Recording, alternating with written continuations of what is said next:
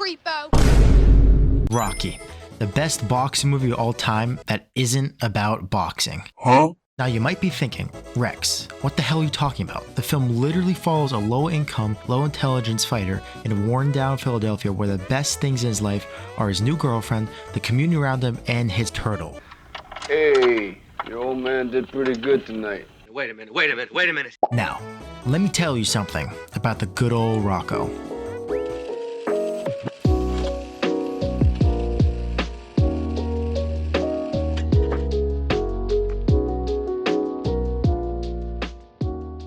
Rocky will forever be one of my favorite characters in the sports genre. Being a former athlete myself, these kinds of stories really hit home with me. It's determination just to go one more round, one more day, one more second. It's something that can be admired no matter who you are.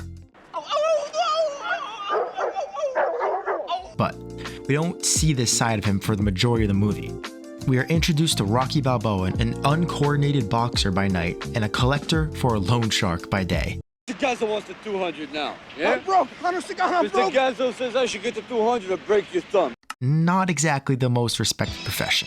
The film starts out in a way similar to a mafia movie where the main character is not someone we particularly are fond of.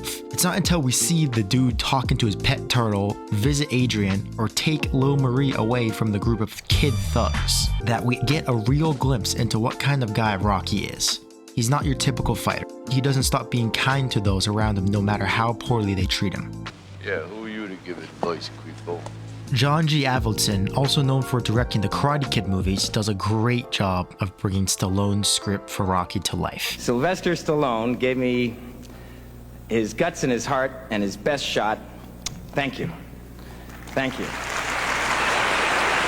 It was his idea for Adrian and Rocky's first date to be in an ice skating rink. I think it's closed. No, I think maybe we're just early or something like that. For instance, on Rocky and Adrian's first date, they were supposed to go to a restaurant. I said, you don't want people sitting at a table talking for 6 or 8 pages. So we decided that they were going to go ice skating. What if the place is closed?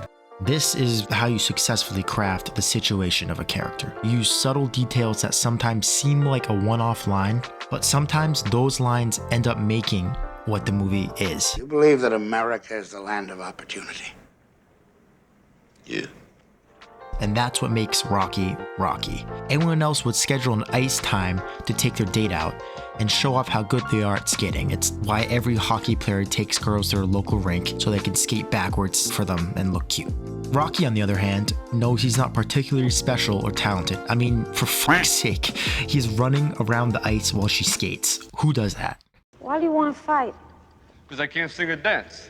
Hey, yo. These are the moments that make Rocky special. Not the punches, not the lights, but the blows that he constantly takes, yet he still finds moments of happiness and joy. But the one thing that he had going for him career-wise kicks him to the curb one last time. Because you had the talent to become a good fighter. And instead of that, you became a leg breaker. Some cheap, second-rate loan shark. It's a living? It's a waste of life. And then along comes Apollo Creed, a gift sent from the heavens. Rocky is so down and out that he thinks he is walking into Creed's office to be a sparring partner. But Creed had other plans for the stallion. At this point in the film, we finally get to see Rocky triumph. It is a perfect encapsulation of what can happen to you if you find good in the bad and go one more round with life. The final fight of the film is a pretty identical reflection of everything that's happened leading up to this point. Round 1. Rocky is defenseless, blocking punches with his face, taking the blows. He swings once, misses. Swings again, misses again. Creed is literally taunting him like he's nothing, just jab after jab after jab.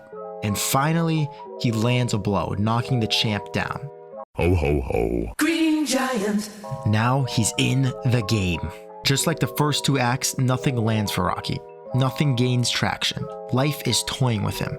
But all it took was one shot, one opportunity to seize everything you've ever and Rocky had the shot, and he chose to go the distance. This is why I love the pacing of this film.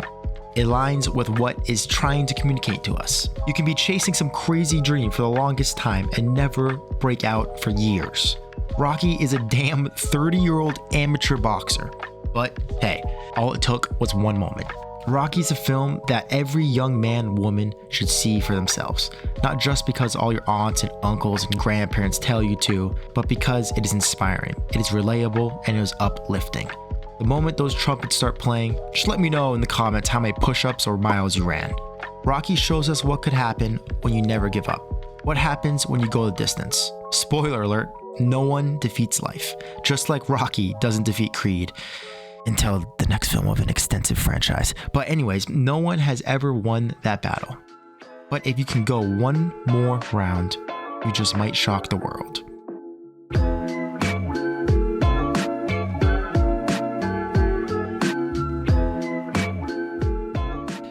If you like this video, please comment, like, and subscribe. This is actually my very first YouTube video, and I plan on making much more content in the future, so a sub will go a long way for this journey. So, hey, time to go the distance. All right, Rex out.